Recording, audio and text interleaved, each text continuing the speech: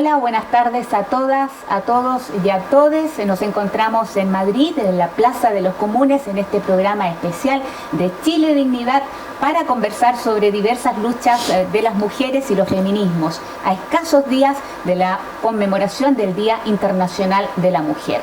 Y en este momento, para abordar estos temas y desde la perspectiva que nos permite el vivir fuera de nuestro país, nos acompañan en esta conversación Regina Rodríguez.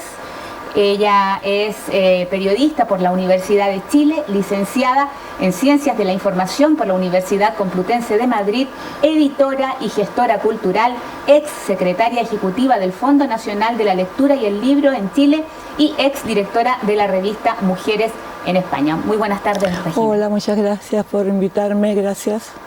Buenas tardes. Bueno, y también está con nosotras Carolina Piña, psicóloga, quien además ha sido integrante del colectivo de mujeres Escalera de Caracola en Madrid. Bienvenida, Carolina. Muchas gracias, Carolina. Bueno, vamos a entrar directamente con las preguntas que nos va a hacer, y como reiteramos, una visión especial para las personas chilenas que vivimos fuera de nuestro país. Largo camino es desde este 8 de marzo de 1857, en el que miles de trabajadoras textiles en Nueva York salieron a las calles para protestar por las miserables condiciones en las que se encontraban trabajando y en las que se desempeñaban para exigir una reducción del horario laboral. Algo tan simple como eso. Además del término del trabajo infantil, por supuesto. Nos gustaría saber, Regina, cuál es tu visión desde aquel lejano 1857 y qué se ha conseguido hasta ahora. ¿Eres pesimista? ¿Eres positivista? Cuéntanos un poco. Bueno, no empecemos por definirnos, contemos un poquito. Yo soy partidaria de analizar la historia con los hechos, ¿no? Y en los hechos sí, las mujeres hemos conseguido logros importantes. Cada uno podrá colocarlos en mayor o menor peso según su posición en cada momento de la historia, pero el tema de las 8 horas que tú has mencionado, el tema del voto femenino, ¿verdad? Importantísimo a mi juicio la despenalización de los anticonceptivos, que en Chile fue en los años 60, en España fue en el año 78. Es una cosa que no se puede creer. El voto, que parece una cosa que no tiene importancia en este momento, en Suiza se concedió a las mujeres en el año 71. Es decir, ha habido una lucha constante por correr los cercos, ¿verdad?, de la opresión del patriarcado sobre la mujer, y ha habido logros, y esos logros siempre han sido por la lucha de las mujeres. No ha habido concesiones simpáticas, ¿verdad? Y pienso que, bueno, en Chile, bueno, ya sabemos, el divorcio en Chile es del año... El último país del mundo que concedió el divorcio fue 2007, Chile. 2007. ¿No? Y a pesar de todas las tremendas campañas en contra de estos logros, ¿verdad?, de la derecha, de la iglesia sobre todo. En España la lucha contra el divorcio fue increíble. O sea, en el año 80, 81, no me acuerdo, 81 fue la ley de divorcio, y era pero un escándalo de la iglesia diciendo que pobres mujeres que se iban a quedar abandonadas y que se iban a disolver la familia. A un año del divorcio, de la ley de divorcio, las cifras te decían lo siguiente: la mayor parte de los divorcios habían sido presentados primero para resolver situaciones de hecho de antes de la guerra, porque serían, ya sabes, prohibido el divorcio. Y segundo, presentado por mujeres de más de 40 años, o sea, nada que ver con este fantasma. Y luego estamos con el tema del aborto, ¿verdad?, que también ha sido una lucha muy difícil por recuperar el derecho a decidir sobre tu propio cuerpo, que ha ido también aquí, primero por las 3 causales, ¿verdad?, como en Chile.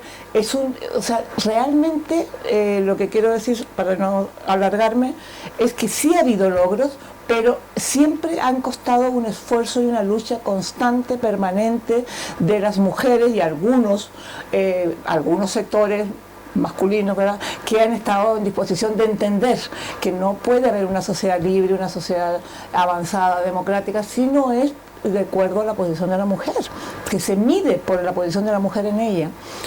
Esto necesita así. Es un buen recorrido.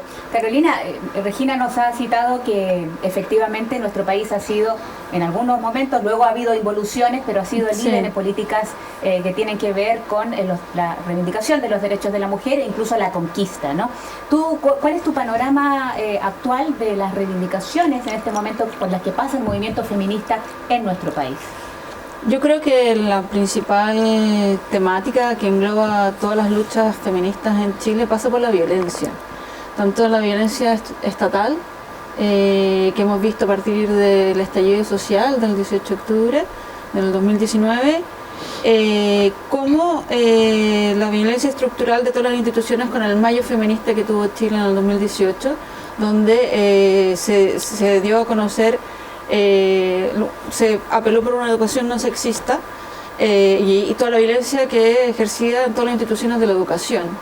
Y creo que actualmente también la violencia de género sigue cobrando víctimas, si bien en el 2020 disminuyó la cantidad de femicidios que hubo, aumentó más del doble el hecho de femicidios frustrados, como hubo en la situación de pandemia. No se llegaron a consumar, pero sí aumentó la cantidad de homicidios frustrados de parte de porque habían familiares cercanos, entonces impidieron. Pero es más del doble, que habla de que sigue habiendo una violencia de género muy fuerte en nuestro país, con altas tasas de femicidio, de violencia, y también está por otro lado toda la violencia policial, que no ha habido con más. Todos sabemos que hay más de 5.000 denuncias de violaciones de los derechos humanos, que incluye violaciones, torturas, vejaciones, tocaciones, principalmente a mujeres, pero también de niños y niñas. Efectivamente, sin lugar a dudas, una de las principales demandas, y en sintonía con lo que ocurrió a finales del año 2020 con nuestras hermanas argentinas también, es la despenalización del aborto, ¿no? Sin restricciones.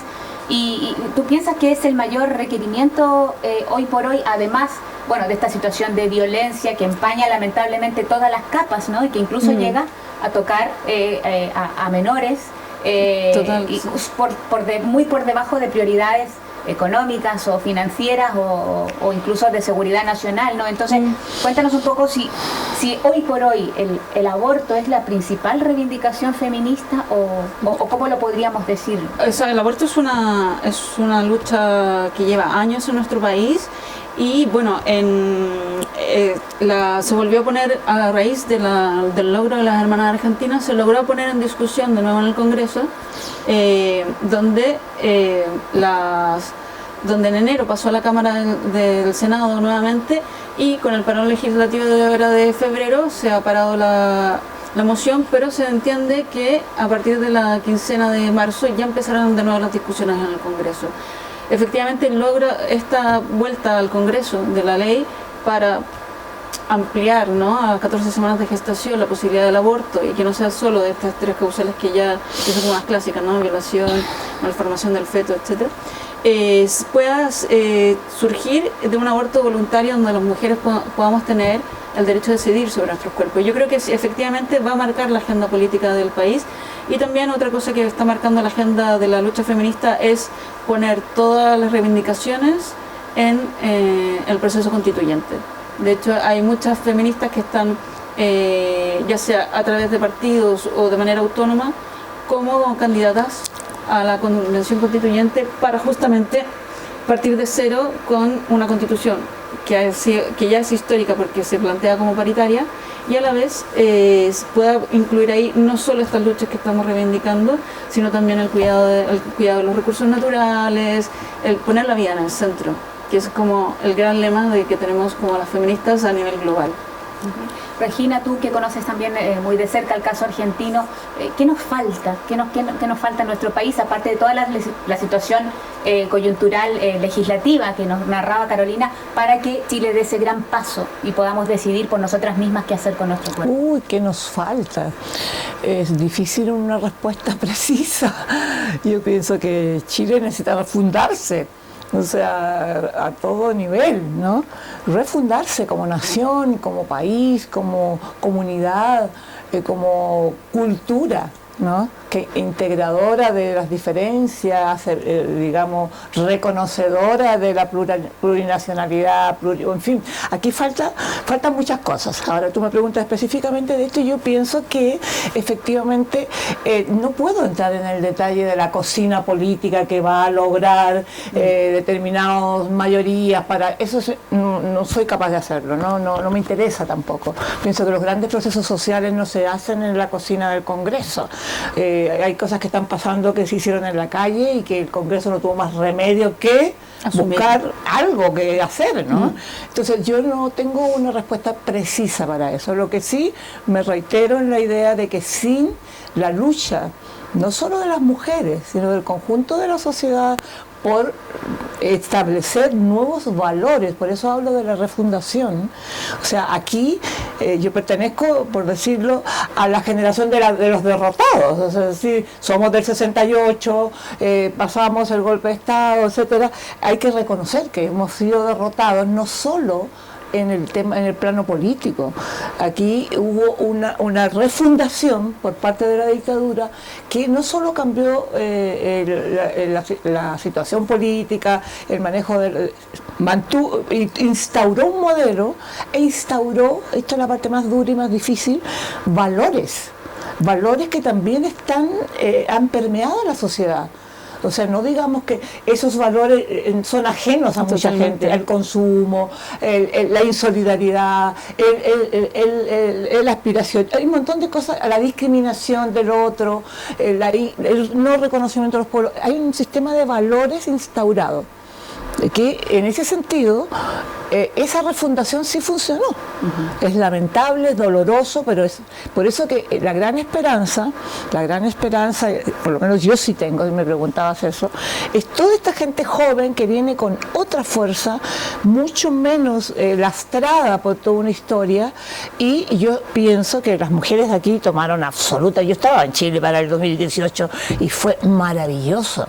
Salimos las viejas a solidarizar con las mujeres jóvenes, pero era una fuerza y además una solidez de sus planteamientos extraordinaria, porque lo que sí había pasado en todos estos años, había habido mucho más elementos de reflexión, toda una experiencia vivida, y ellas habían, si tú compartes eso conmigo, ellas habían mamado de eso, ¿no? De la experiencia, pero también del conocimiento, de la capacidad de análisis, de encontrar. Cuando nosotros estábamos en ese tiempo, cuando yo descubrí la palabra patriarcado, es como que había descubierto la luna, ¿no? Porque en ese tiempo era la lucha de clase, el marxismo y la revolución, no había más conceptos. Por lo tanto, ¿cómo explicabas el tema de la mujer? No era. Ahora hay elementos, y las jóvenes los han tomado, perdona.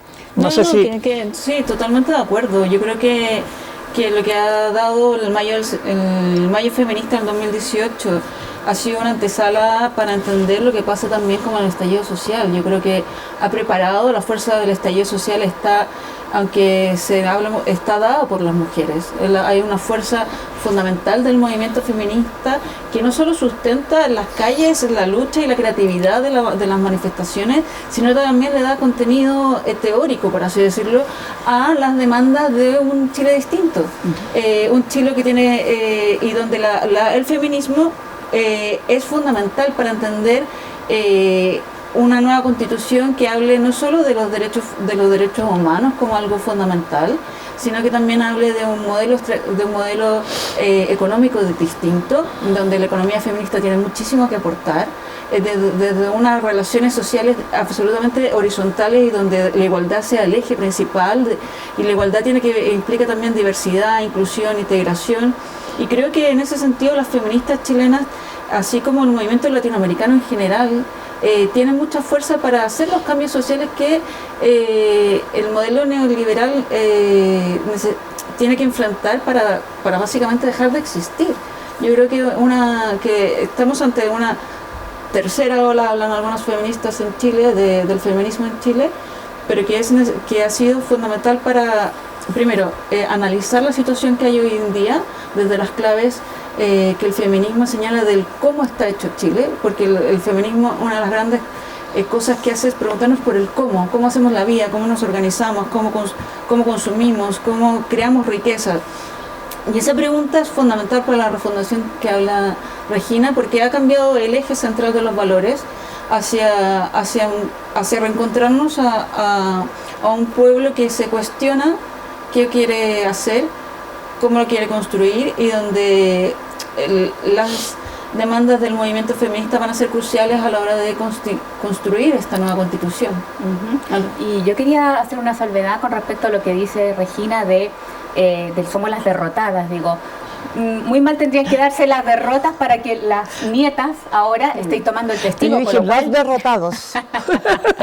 Bueno, eso en cuanto también yo creo que hace falta un poco nivelar las expectativas que le estamos poniendo a esta tercera generación y reivindicar nuestra generación entre medias de mujeres que tenemos hoy entre 40 y 50 años y que nacimos en dictadura, porque creo que es un eje del que poco se ha hablado. En la ciencia social se dice que la tercera generación es la que releva, la segunda quiere olvidar, y creo que nosotras no hemos querido olvidar, sino que hemos tenido en toda esta estructura del movimiento feminista y de la explosión desde el año 2018 en Chile, y me atrevería a decir en Latinoamérica, una posición muy importante porque somos las que estamos sustentando la teoría.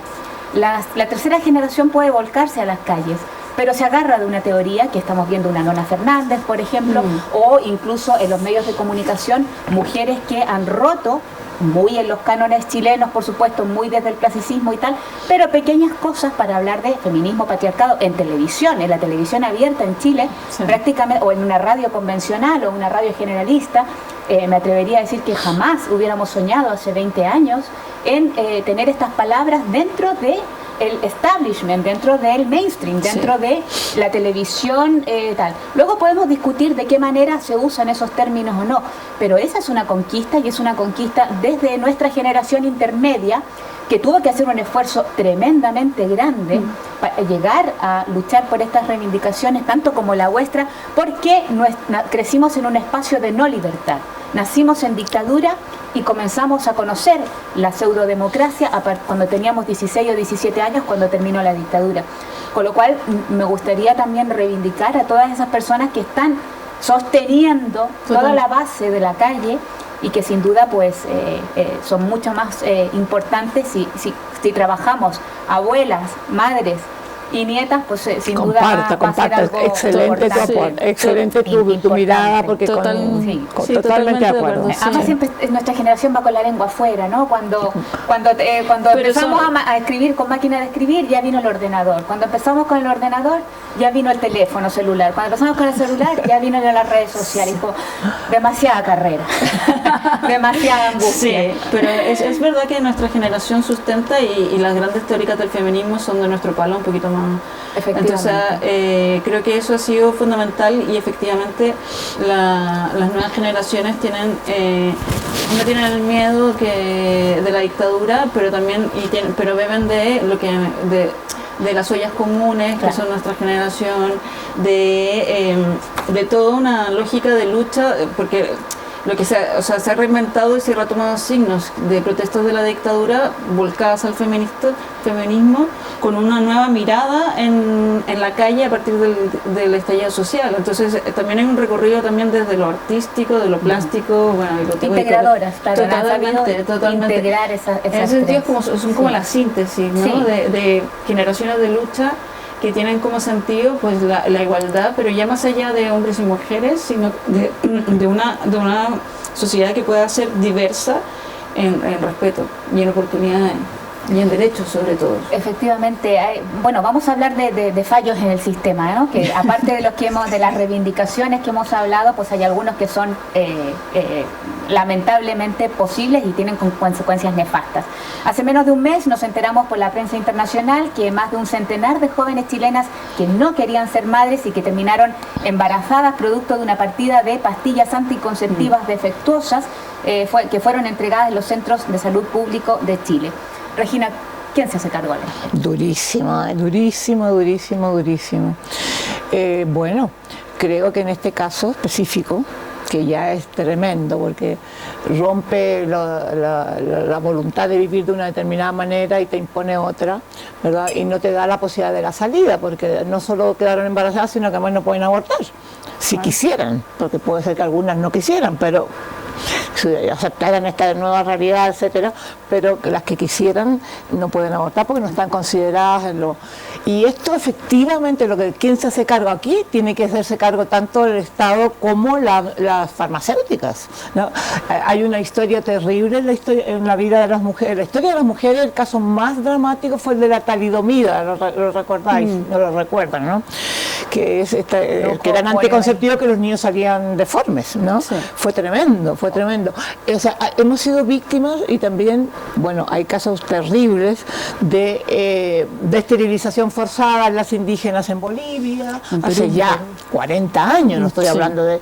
Y eso, en este caso, vuelve a ser la intervención de otros, el Estado o en este caso la empresa privada, sobre el no cuidado o el abuso, ¿verdad? O la interferencia en que las mujeres puedan realmente responder o decidir sobre su propio cuerpo. En este caso, la pregunta concreta que tú me dices, aquí debe responder tanto el Estado como las farmacéuticas. Y no sé cuál es el camino legal, eso ya es un tema de detalle, de entrar en la casuística, pero nada puede compensar, pero la mayor parte de estas mujeres son pobres. No es casual, ¿verdad?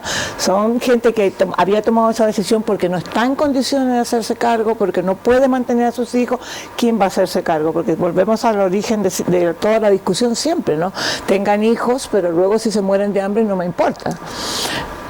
Efectivamente,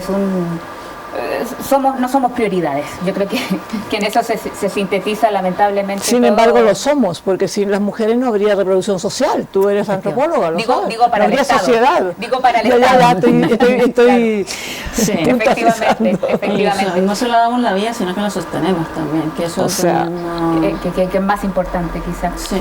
Carolina, ¿se podría considerar como una causa que al estar estas mujeres de menores recursos, la noticia no haya cobrado mayor relevancia en Chile, ¿no? O sea, si esto le hubiera pasado al sector, como dicen en Chile, ABC1, utilizando una terminología de la publicidad, ¿no? Esto no hubiera tenido... Yo creo que este caso ejemplifica muy bien cómo es la estructura en Chile, ¿no? O sea, no solamente tenemos una desigualdad de mujeres, sino que en Chile operan mucho más desigualdades, que es un poco también motivos del estallido. En Chile no solo hay diferencia entre hombres y mujeres, disidencias sexuales, también el tema económico es fundamental y no podemos, aquí volvemos a que Chile es uno de los países más desiguales en el mundo. Y eso devela que la gente pobre en Chile no tiene los mismos derechos.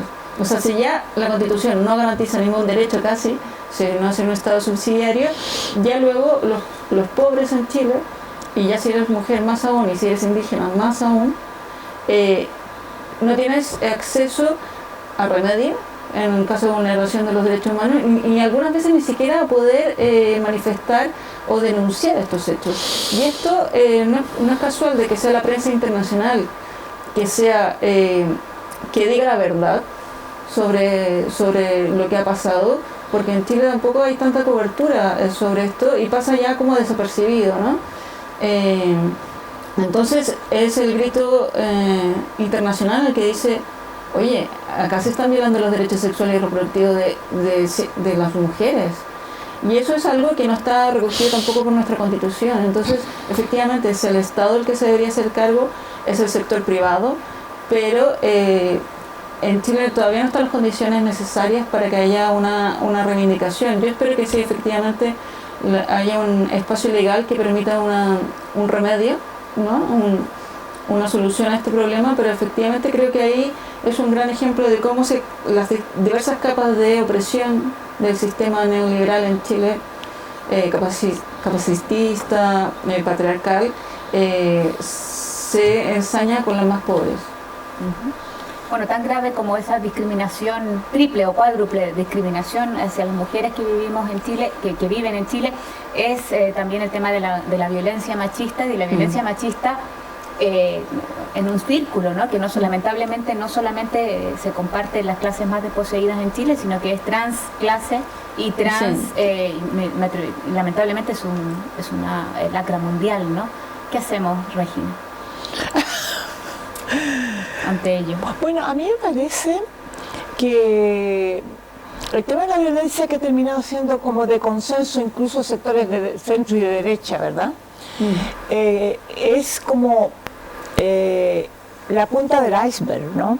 Porque realmente la violencia se basa en algo muy estructural, como tú has dicho, un sistema patriarcal que impone modelos y que impone formas de solución de los conflictos.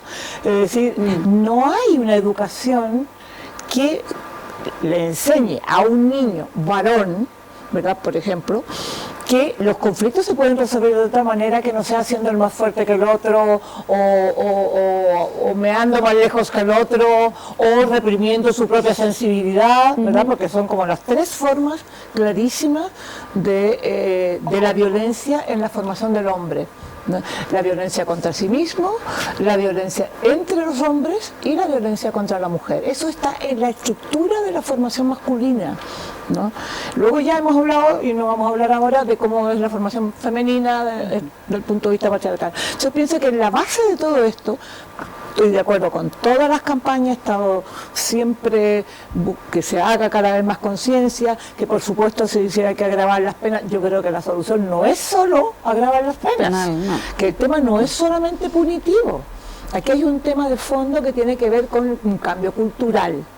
Y yo creo que los muy buenos ejemplos que tenemos de jóvenes o jóvenes de mediana edad, porque tú eres joven de mediana edad, joven, de hombres, ¿verdad?, que han sido y son capaces de desaprender, de desmontar esa formación basada en la violencia como un elemento de identidad. Eso tiene que cambiar, eso es lo que tiene que cambiar, es de fondo, porque el tema de la mujer es un tema de las mujeres, pero es un tema de toda la sociedad, de qué tipo de sociedad queremos. Siempre vamos a tener hermanos, hijos, ¿verdad? Los que quieran tener pareja heterosexual, parejas heterosexuales, etc. Pero no aspiramos a una sociedad sin hombres, ¿verdad? O donde los hombres no tengan un espacio, o donde los hombres no tengan un autorrespeto también. Ahí hay un tema muy de fondo que tiene que ver con la educación, a mi juicio, por eso hablaba de los valores, de que esto es un cambio muy profundo, muy de fondo, independientemente de que podemos ir a cada caso y que la casuística, las campañas, la visibilización, la necesidad de que se visibilice. Ayer teníamos aquí a la presidenta de Madrid volviendo por enésima vez a negar que la violencia es contra las mujeres. Pues si tú miras la violencia contra los hombres y preguntas, ¿y esa violencia contra los hombres quiénes la ejercen? También los hombres.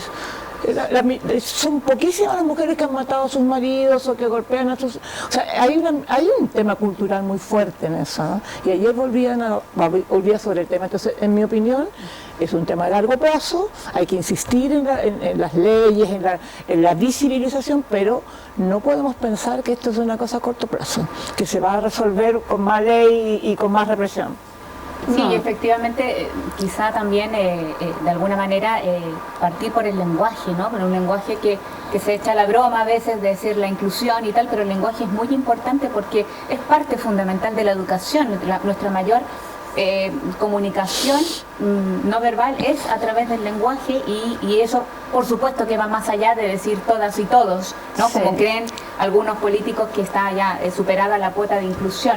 Y en ese sentido es bastante preocupante que el discurso de la ultraderecha se haga asuma el tema de que estamos perdiendo derechos los machos, ¿no? Entonces que sea, ¿cómo se llama?, reactivo, que sea un discurso hecho en base a la temorización y a la reacción, de ser más violentos aún por la pérdida de masculinidad o por pérdida de derechos que han sido históricamente competencia del hombre. Yo tenía que preguntarte, Carolina, si efectivamente tú veías que la legislación en Chile era muy laxa respecto a esa parte de castigo hacia las personas que ejercen violencia machista. Bueno, aparte de que a partir del mayo del 2018 todos los colegios de profesionales se pusieron a la labor de primero hacer memoria de las mujeres importantes en la historia y luego a ver qué se puede avanzar. A mí me gustaría poner hincapié en que el grupo de abogadas feministas más allá de revisar las penas punitivas de si más cárcel o menos cárcel, ha puesto en valor algo que me parece fundamental, que es el acceso a remedio, como se llama legalmente. O sea, es decir, cómo repara la persona que ejerce violencia, repara el hecho. Ya sea la sociedad, ya que los hombres, más allá de castigarlos, es también colocarlo en la posición de reparación. Y creo que hay un punto importante, porque creo que el cambio de foco tiene que ver con lo que justamente habla Regina, de cómo nosotros como sociedad vamos avanzando y colocando el foco desde abajo. Por eso creo que fue importante, y señalo mucho el Mayo Feminista, porque puso el foco de la educación no sexista, para empezar. Y creo que ahí es un cambio fundamental de dónde colocar el foco de transformación social que necesitamos.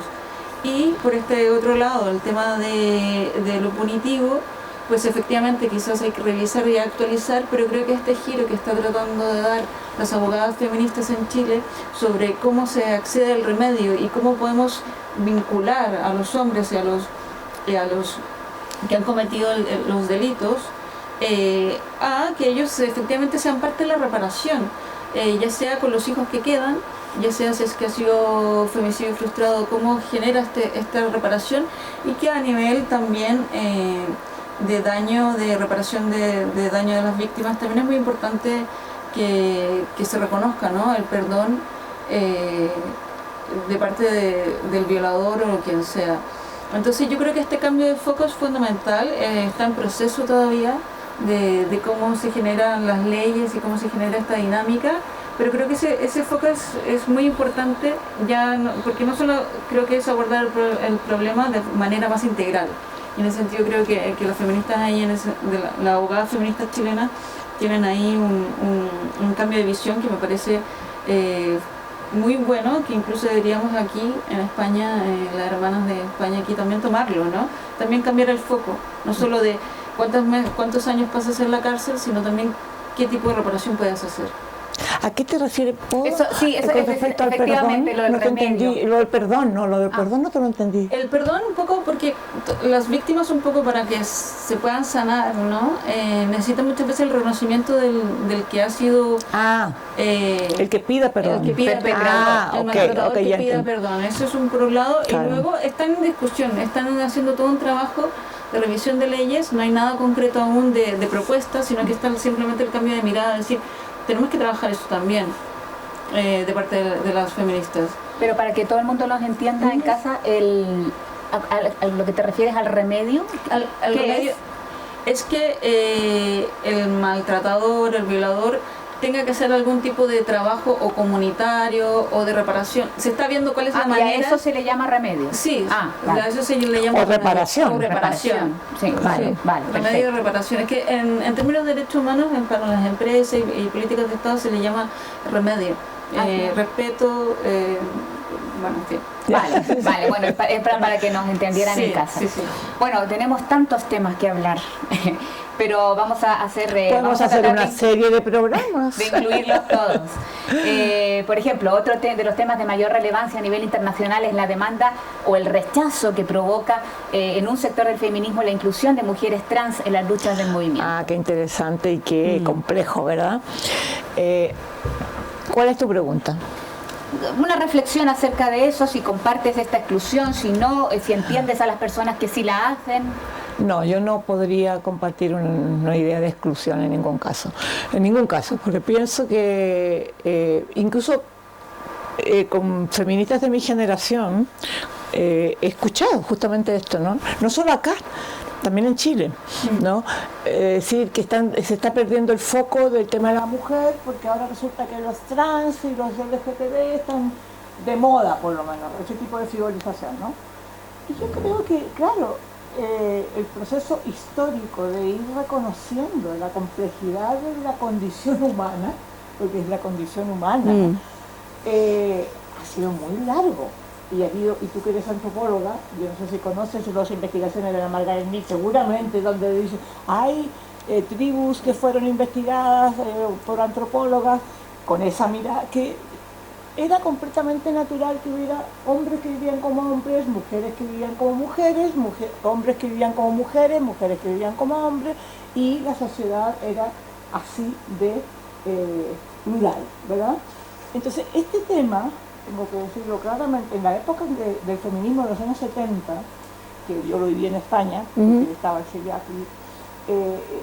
y venía de los 60 aquí, pero el 70 es cuando se hicieron los grandes encuentros feministas en Andalucía y la jornada del patriarcado en Barcelona, etcétera, y había mucho debate entre las distintas corrientes, el feminismo de la igualdad, el feminismo de la diferencia, el feminismo socialista.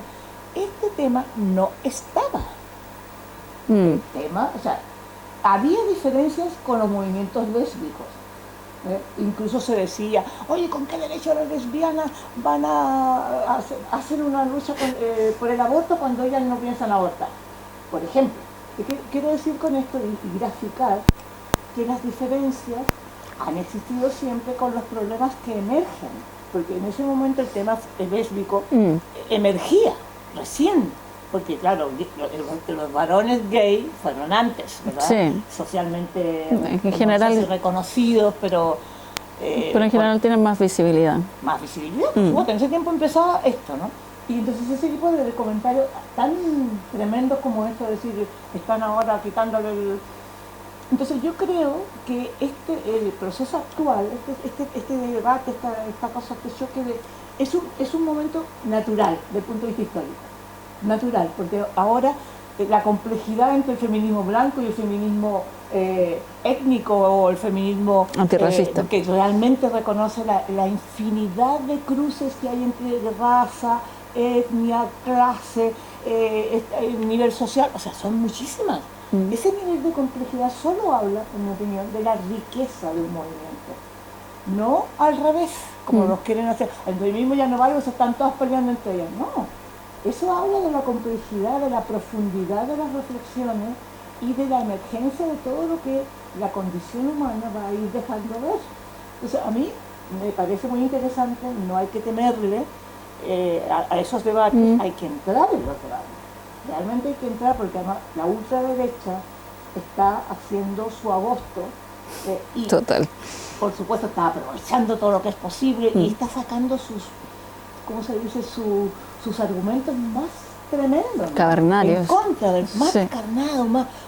Y bueno, es un momento muy, en ese sentido, muy interesante, difícil, porque va a haber retrocesos, y de hecho están tratando de en cuanto a si salga de nuevo un gobierno del PP acá, bueno, no quiero entrar mucho más en detalle, pero pienso que efectivamente, yo lo veo así, lo veo como una eclosión de todas las complejidades, no solo el tema LGTB, el tema indígena, ese cruce no se había hecho tampoco. No. En la época nuestra, lo más que llegó a suceder era en América Latina, las mujeres que veníamos todas de la izquierda, las que estaban en el feminismo, creían que el feminismo no era un tema de América Latina, que el tema de América Latina eran los derechos humanos, las dictaduras y todo, y que esto es un tema europeo. Las europeas no tenían ninguna conciencia de un feminismo más ligado a lo popular, ¿no? Aquí no había feminismo en Fuenlabrada o en Alcorcón o en Móstoles de esa época, ni en los barrios de... Sin embargo, empezó a haber un trasvase interesante entre América Latina, donde sí había movimientos populares que habían sido permeados por principios feministas, ya sea por las retornadas, ya sea por las lecturas, por lo que haya sido, y eso también enriqueció. Hubo viajes, hubo los encuentros feministas latinoamericanos, que hicieron como 7, coincidían las europeas o las españolas sobre todo con las latinoamericanas, y hubo un aprendizaje mutuo. Y yo sigo pensando que la idea de que las mujeres hagamos redes y aprendamos unas de otras, reconociendo las diferencias, esa es la mayor riqueza que podemos tener. Absolutamente, ¿no? Total. Bueno, y trayendo a colación lo de la polémica trans, bueno, para muestra un botón, ¿no? Hemos visto que tenemos un par de candidatas trans a la Convención Constituyente y por otro lado la creación de un videojuego que anima a matar feministas y transexuales. ¿A qué obedecen estas dos maneras tan distintas de nombrar a la colectividad trans como parte de nuestra sociedad? La buena y la mala noticia, ¿no? Bueno, yo un poco siguiendo lo de Regina, creo que si asumimos hace años que la mujer es un ser social, que ser mujer no lo determina el sexo, ¿no? Sino su construcción de género, pues la mujer trans cabe dentro del feminismo de todas maneras. Y eso es un debate que está aquí, que está en Chile, donde se basa básicamente en la biología de, ¿no?, lo que es ser mujer y como muy bien ha señalado, pues de eso no se trata el feminismo, ¿no?, de ceñirse a lo biológico, porque ahí justamente por ceñirnos a lo biológico están los horrores más brutales hacia la mujer, como sexo débil, etcétera, etcétera, etcétera, que supuestamente tenían una base biológica. Entonces creo que simplemente ya si asumimos, ¿no?, que somos seres sociales, pues el debate trans se diluye, no tiene sustento en ese sentido. Y creo que lo que hablas de enriquecer el feminismo, y en Chile yo creo que así como es una muestra de botón de lo que pasa a nivel mundial, o sea, acá también han aumentado los delitos de odio hacia los trans, muchísimo. En Chile como hay una mayor exposición ahora, también se ve más la discriminación, pero es una discriminación que ha existido siempre. Las disidencias sexuales en Chile siguen siendo muy discriminadas. Con esto hablo de toda la gama de diversidad sexual, y las trans son parte de eso. Y creo que este hecho de incitar al odio es parte de la reacción de las cavernas, digo yo, de la gente que está todavía tratando de aferrarse a algo que ya en el discurso está diluido, y que es una falsa, yo creo que es una falsa conversación de decir lo trans o no lo trans. Justamente nos volvemos a indicar cosas como es hablar como Ayuso hace poco, que la violencia hacia las mujeres no existe, es justamente hacer retroceder el debate para no hablar de los progresos, sino hablar de cosas que sean realmente importantes, porque efectivamente esta discusión trans no tiene ningún sentido. Es cierto que está dividiendo el movimiento feminista, pero hay debates más interesantes, como por ejemplo la prostitución, como que si damos derecho o los abolimos, todos vamos por la abolición, simplemente que hay que tener conciencia de que están ahora y hay que blindarlas, ¿no? Hay que ponerles derechos. Pero esas son discusiones más ricas. Están aquí el movimiento antirracista, que recoge todo el movimiento de América Latina, de la Bella Yala, en Madrid. Yo también pertenezco a la Asamblea Antirracista, y creo que son conversaciones que tenemos con el feminismo blanco también, que se recoge, ¿no? Y cómo llegamos a consensos para sacar un comunicado 8M común. Yo creo que esas conversaciones están tanto aquí como allá. Está el feminismo dentro de los mapuches no se habla como tal, aunque hay feministas mapuches también, pero dentro de la cosmovisión mapuche tampoco se entiende el feminismo como tal, pero hay una visión de igualdad mucho más ancestral que el feminismo. Entonces yo creo que la complejidad de entender los distintos feminismos hace que podamos enriquecer, y sobre todo creo que hay que quedarnos con lo que tenemos en común. Y yo creo que lo que tenemos en común es justamente que hay una lucha por derechos que conquistar totalmente, y sobre todo en el caso de Chile, de una mirada feminista en la Constitución chilena. Efectivamente, me gustaría preguntar a las dos qué es lo que esperáis de la Convención Constituyente y de este nuevo proceso, en este nuevo marco legal, Wow. Considerando que es el proceso más revolucionario que hemos tenido como chilenas y chilenos en 30 años. ¿Qué esperáis? Primero, que lo básico es que las elecciones de los constituyentes sea plural, se respete la paridad efectiva, y que sobre todo que la gente pueda elegir a los que son autónomos o a los que están en pro de un cambio constitucional en Chile, porque lamentablemente, o bueno, las reglas del juego son así, hay muchas personas que se están planteando la constituyente que están derechamente por que se perpetúe la constitución de Pinochet y vetar cualquier cambio al respecto. Entonces creo que lo básico, lo primero es, tener o sea, tengo miedo, sinceramente, porque hay 2 días para las elecciones, y creo que eso es peligroso, porque en 2 días van a estar a resguardo de los militares, y sabemos la historia de Chile es bastante cruenta y los militares nunca han sido muy democráticos. Eso me da miedo, sinceramente, el resguardo de los votos. Creo que ahí es muy importante la observancia internacional que haya del proceso democrático en Chile. Segundo, espero que las personas puedan elegir a candidatos y candidatas y candidates que representen el cambio que logramos tener. Y tercero, yo esperaría que el proceso constituyente sea en base a lo que los movimientos sociales apoyados transversalmente por el feminismo dé cuenta de las necesidades chilenas, de que se pueda plasmar el Chile diverso, el Chile inclusivo y sobre todo el Chile con derechos. Regina, brevísimo, porque parece que se nos está acabando el tiempo. Una cosa es lo que deseo y otra cosa es lo que espero, porque las circunstancias no son las más favorables. O sea, efectivamente yo desearía que esta constitución verdaderamente fuera una refundación de las bases de un país en el que podamos caber todos, porque tampoco vamos a cerrar un tercio del país. Y lo que espero, francamente, espero, y yo no sé si esto cuándo se va a emitir, que todo el mundo vaya a votar. Primera cosa, que haya una enorme votación, porque a medida en que muchas de las personas que han dado la cara, han puesto el cuerpo, han sacrificado sus trabajos, sus familias, y muchos han estado heridos con familiares presos, etcétera, esos, sus amigos, sus vecinos, sus parientes, vayan a votar. Eso es lo que me haría absolutamente, o sea, esperaría que se entienda que aunque no es la mejor de las soluciones, aunque no es no se va a conseguir aquí el cielo, sí, si somos muchos, si votamos todos, aquí hay una posibilidad de que realmente haya un paso más en esa dirección de refundar este país. Bueno, y fundamentalmente que si logramos tener una convención constituyente paritaria, sería un hito para el movimiento feminista a nivel internacional, mundial, ¿no? Nuevamente escribiríamos la historia. Bueno, para cerrar este programa especial sobre feminismo, ¿hay algún proceso que destacarías, Regina, de tu experiencia en otros países en los que has vivido y que podrías contribuir en este momento, al momento actual que se vive Chile? Bueno, voy a decir una sola cosa que puede llamar la atención.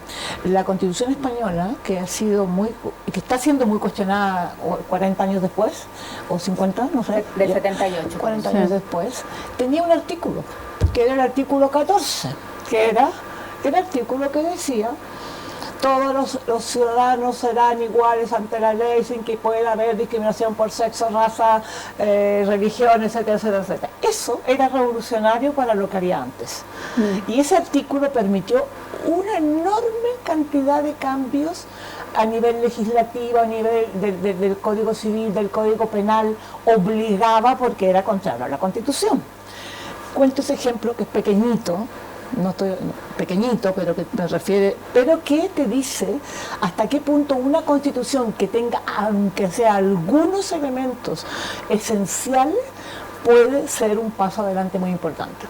Excelente ejemplo. Y Carolina, desde Chile para el mundo, por decirlo de alguna forma, ¿hay alguna propuesta a la que debemos prestar mayor atención, como fue la irrupción del colectivo Las Tesis con el himno internacional, que dio la vuelta al mundo y que ha adquirido el movimiento feminista de Un Violador en tu Camino, ¿no? Con esta performance? ¿Qué esperas de esto, de este espíritu que se lanzó, luego vino la pandemia, se congeló un poco, luego ha vuelto? ¿Cómo va a encajar esto en el proceso actual chileno?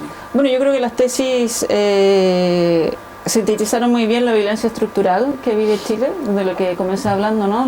Que creo que es la gran demanda del feminismo ahora. Y yo creo que el movimiento y la gran sorpresa que puede dar Chile es para empezar la constitución cómo se va a constituir esta nueva forma de hacer la constitución. Y creo que eso, si todo el mundo va a votar, como dice Regina, si todo el mundo investiga quién va a votar, cuáles son los planteamientos que hace, a quién se refiere, cuáles son lo que quiere, qué Chile quiere construir, yo creo que podemos pensar que Chile puede dar un ejemplo al mundo de cómo acabar con un sistema que no aboga por la vida, sino que aboga por la economía, y volver a poner la vida en el centro. Y creo que en ese sentido Chile podría ser un ejemplo al mundo desde los movimientos sociales, y que a pesar de que la gente haya muerto, ha sido mutilada, no tiene trabajo y hay una gran crisis económica,